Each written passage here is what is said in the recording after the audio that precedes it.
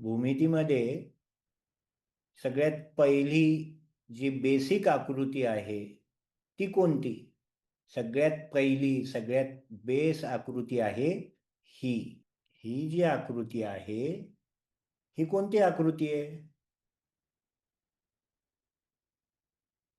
या आकृतीला म्हणतात बिंदु। हिंदी में भी इसे बिंदु ही कहते हैं।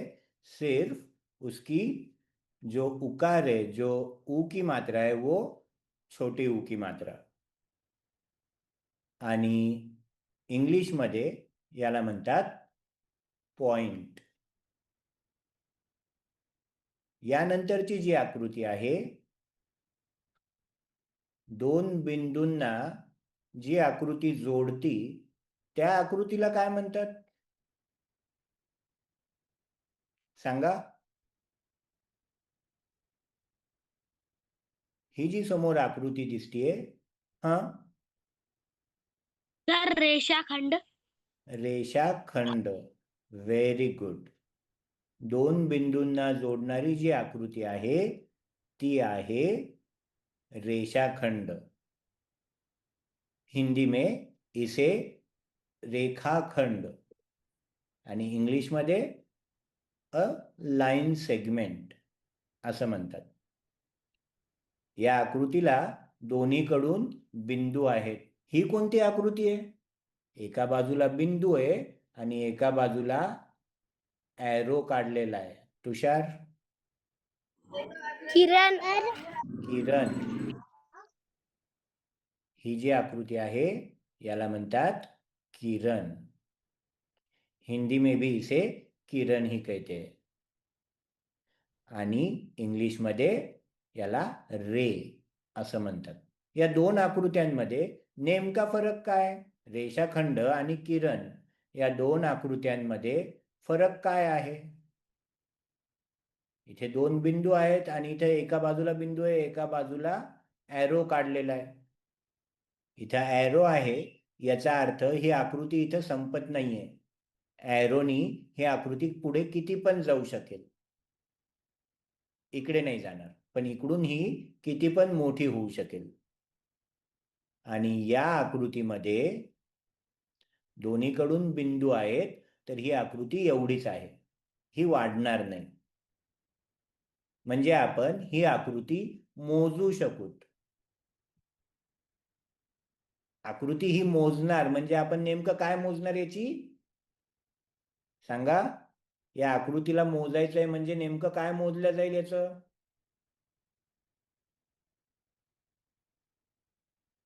उंची मोजलं जाईल का वजन मोजलं जाईल का अजून काही वेगळं? वैष्णवी?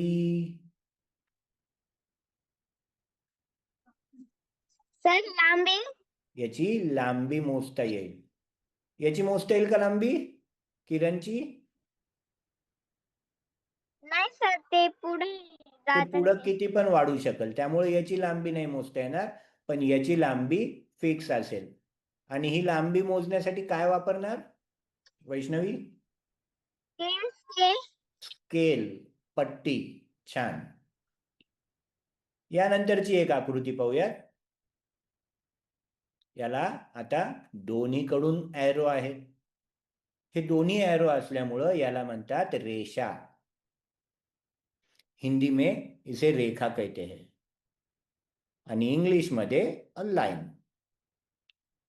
याला दोन्हीकडून एरो असल्यामुळं ही दोन्ही बाजूंनी किती सुद्धा वाढू शकल।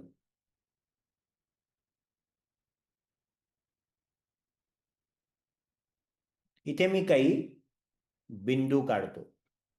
एक, याला नाव दिलंय ए, बी, सी आणि डी असे 4 बिंदू काढलेत। त्याच्यापैकी ए, बी आणि सी या 3 बिंदूंमधून एक रेष जाऊ शकते। तीच रेष या डी ला नाही लागणार, कारण डी या रेषेपासून दूर आहे।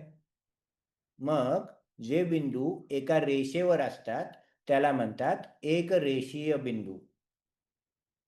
हिंदी में उसे संरेख बिंदु कहा जाता है। तर इंग्लिश मध्ये त्याला कॉलिनियर पॉइंट। इथं ABC हे एक रेषीय बिंदू आहेत आणि B आणि D हे सुद्धा दोन बिंदू हे एक रेषीय आहेत। आणि जे बिंदू एका रेषेवर नसतात त्यांना नैक रेषीय बिंदू असं म्हणतात। हा एक रेषाखंड घेतलाय BC आणि आणखी एक रेषाखंड घेतो BA। या दोन रेषाखंडांमुळं एक आकृती तयार झालीये। या आकृतीला म्हणतात कोन। जसं यामध्ये आपण गणितामध्ये याच्या आधी पाहिलं होतं, हे जे तीन टिपके असतात याचं वाचन आपण म्हणून करतो। गणित सोडवत असताना असं झालं म्हणून, तर ते म्हणून लिहिण्यापेक्षा आपण असं सिंबॉल वापरतो। तसंच या कोनाचं वाचन करायचं असेल, कोन बद्दल माहिती वाचायची असेल तर त्यासाठी हा सिंबॉल वापरतात। आणि कोनाला नाव ज्या बिंदूमध्ये कोन तयार होतोय त्या बिंदूचं नाव असतं। कोनाचं नाव तीन प्रकारे घेतलं जातं। जसं आपण आपलं स्वतःचं नाव आठवतंय ना, भरपूर वेगवेगळ्या पद्धतीने शिकलो होतो। तसंच कोनाचं नाव सांगताना तीन पद्धतीने सांगितलं जातं। त्यातलं पहिलं आहे तो बिंदू जिथं असेल तेवढं एकच अक्षर। आता इथं हा जो कोन तयार होतोय हा B मध्ये तयार होतोय, म्हणून आपण इथे कोन B अशा पद्धतीने घेऊ शकतो। किंवा हे अक्षर मध्ये येईल अशा पद्धतीने पण करता येईल। जसं कोन ABC आणि कोन CBA अशा पद्धतीने आपल्याला या कोनाचं नाव वाचता येईल। जसं आता आपण रेषाखंड पाहिला होता जो मोजण्यासाठी स्केल वापरली जाते। मग कोन मोजण्यासाठी स्केल वापरणार का? नाही, त्यासाठी वापरतात हे। काय म्हणतात याला? ही जी काय वस्तू आहे हिला काय म्हणतात? याला म्हणतात कोनमापक। कोन मोजणारा कोनमापक। हिंदी में इसे चांदा ऐसा कहते हैं आणि इंग्लिश मध्ये याला प्रोट्रॅक्टर। मग हे मोजत असताना जसं आपण आता कोनाची आकृती पाहिली होती, जर कोन बनत असताना एक रेष आणि तिला दुसरी एक रेष, तर ही जी खालची लाईन आहे ती लाईनवर ही रेष आली पाहिजे आणि हा जो डॉट आहे, हा जो बिंदू आहे तो इथे आला पाहिजे। मग त्याचं माप कळेल। इकडे हे माप दिलेले आहेत सगळे। 0 पासून 10, 20, 30 असे करत करत 90 आणि पुढे 180। बघूयात पुढे याबद्दल। मग हे आहे कोनमापक, हिंदी में चांदा आणि इंग्लिश मध्ये याला प्रोट्रॅक्टर म्हणतात। हे लक्षात ठेवा। आता आपण पाहूयात कोनांचे काही प्रकार। आपल्या पुस्तकामध्ये कोनाचे तीन प्रकार सांगितले आहेत: काटकोन, लघुकोन आणि विशाल कोन असे कोनाचे तीन प्रकार पडतात। आता आपण जे कोनमापक पाहिलं होतं ते, त्यावरून आपण हा कोन मोजल्यावर त्याचे प्रकार नेमका कोणता आहे ते बघू शकतो। स्केलने आपण रेषाखंड मोजताना ते किती सेंटीमीटर आहे असं मोजतो, त्या रेषाखंडाची लांबी मोजतो। आणि इथं कोन किती अंतरावर आहे, या बेस लाईन पासून वरती किती अंतरावर कोन आहे ते आपण या कोनमापकाने पाहत असतो. जसं जर 90° जसं आपण रेषाखंड सेंटीमीटरमध्ये मोजतो तसा हा कोन अंशामध्ये मोजतात. 90° जो कोन असेल त्याला म्हणतात काटकोन. हिंदीमध्ये समकोन आणि इंग्लिशमध्ये राईट अँगल. 90°पेक्षा कमी जो कोन आहे तो असतो लघुकोन. त्याला हिंदीमध्ये न्यून कोन असं म्हणतात आणि इंग्लिशमध्ये ॲक्यूट अँगल. तर 90°पेक्षा जर मोठा असेल, जास्त असेल तर त्याला म्हणतात विशाल कोन, अधिक कोन, ऑब्ट्यूस अँगल. मग हे 3 प्रकार दाखवलेत. काटकोन आपल्याला नुसतं आपल्या आकृत्यांमध्येच नाही, सगळीकडे पाहायला मिळतो. बघा बरं, कुठं कुठं आहे तुमच्या आजूबाजूला, दिसतोय का कुठं काटकोन? 4 भिंतींचे जे 4 कोपरे आहेत ते बरोबर एल शेप मध्ये आहेत, म्हणजेच ते काटकोन आहेत.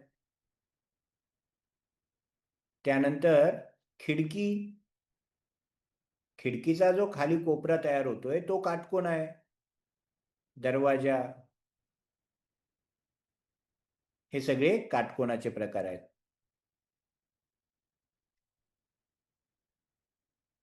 Vaishnavi? Sir photo frame. Very good. Photo frame हे सुद्धा काटकोन आहे. छान. हा Swaraj? Sir book. Book, book सुद्धा काटकोन मध्ये येईल. छान. बघूयात पुढे.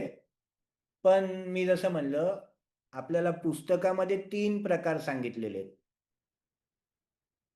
सहज एक चौथा प्रकार लक्षात येतोय. जे लघुकोन आहे तो 90°पेक्षा कमी जरी असला तरी तो 0° पेक्षा जास्त पाहिजे. मग जर 12 वाजलेले असतील किंवा 3:15, 6:30, 8:45 असं जे घड्याळीचं उदाहरण तुषारने सांगितलं होतं, 3:15 जर वाजलेले असतील, ज्याच्या दोन्ही काटे एकमेकांवरच आहेत, दोन्ही रेषा एकाच रेषेवर आहेत, म्हणजे तो 0°चा कोन आहे, 0 कोन. तसंच जर 2:45, 3ला 15 मिनिट कमी असतानाचा जर कोन असेल तर तो पूर्ण 180°, 180° कोन होईल, पण तो विशाल कोन नसतो. लक्षात ठेवा. बघूयात पुढे. ही एक आकृती आपल्या समोर दिसतीये. यामध्ये ही एक बेस ॲरो आपला आहे आणि ही पण एक लाईन आहे. या बिंदूजवळ कोन तयार झालाय. मग हा कोन कोणता तो बघण्यासाठी ते जे कोनमापक आहे ते इथे लावावं लागेल. त्याची जी 0°ची जी लाईन आहे ती या लाईनला लागेल आणि त्याचा जो मधला बिंदू असतो तो इथे लागेल, हा असा. आणि मग इथून जेव्हा आपण मोजायला सुरुवात करतो तर ते बरोबर 90° वर येतं. म्हणजेच हा कोन आहे काटकोन, 90°चा कोन.